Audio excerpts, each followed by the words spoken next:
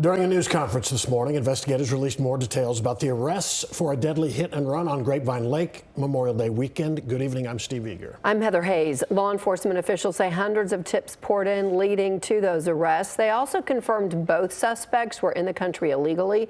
Fox 4's Alex Boyer joins us now with more. Alex.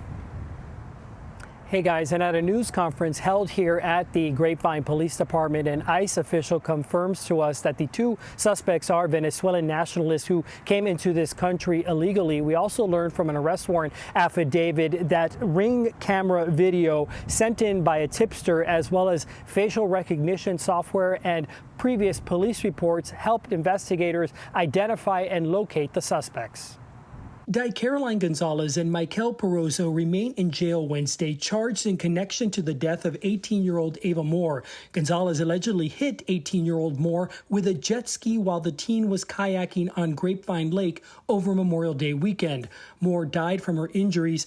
At a news conference, Captain Joseph Quintero said state law requires that all watercraft stay at least 50 feet away from other vessels or the shoreline. Obviously, if they had applied that law as they were supposed to, this incident wouldn't have happened. Quintero says it's unclear if alcohol played a role in the incident. Investigators are also working to determine who owned the jet ski. Moore was a recent U.S. Air Force Academy preparatory school graduate. Immediately after her death at the lake, a witness shared a photo of the suspect with Texas Game Wardens, who released it to the public. Witnesses told police the jet ski operator was able to elude bystanders and ran to an older model blue Toyota Corolla, where a Hispanic male was yelling at her to hurry up and get into the car.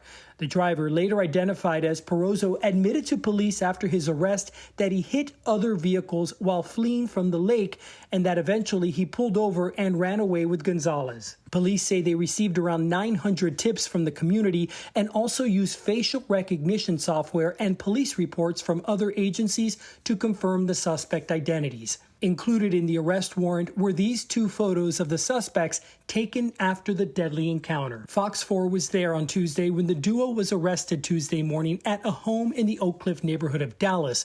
Both are Venezuelan nationals who entered the country illegally. It's my understanding both individuals crossed the southern border in 2023 or 2024. They were arrested at the time of entry, processed for a notice to appear, and then released on their own recognizance. The arrest report states that Perozzo told authorities he helped Gonzalez escape to keep her from being captured for the deadly collision. It also states that both suspects were hiding in the house with a packed suitcase, as they intended not to return for some time.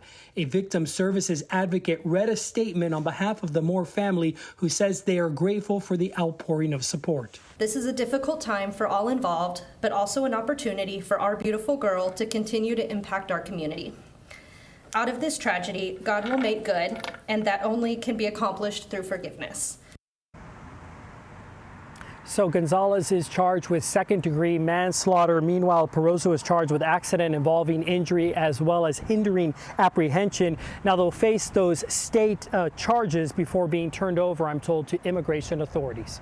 Back to you. Right, and Alex, the governor actually posted a response to the arrest on X saying, "Welcome to Texas. Here is your death penalty." Yeah, so that is interesting. It's not a capital murder case, right? So does that indicate that he's encouraging law enforcement to try to upgrade the charges, or is that even possible at this point? What are you hearing?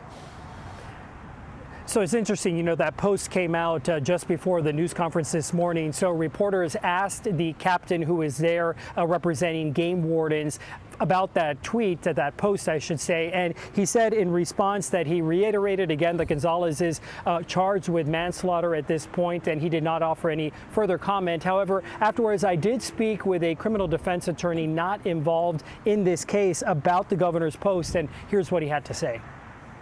I think that's just political hyperbole, if you will. This was appropriately charged by the district attorney's office as manslaughter. It was conscious disregard of the health and safety of others. It does not rise to the level of something that would require the death penalty.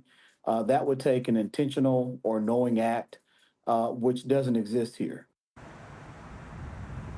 So with that being said, I can tell you that the acting director of the ICE field office here in Dallas said at the press conference today that he believes that no bond is appropriate in this case, given their legal status, and wants them to stay in jail as this plays out through the legal system. Back to you. All right, Alex Boyer, thank you.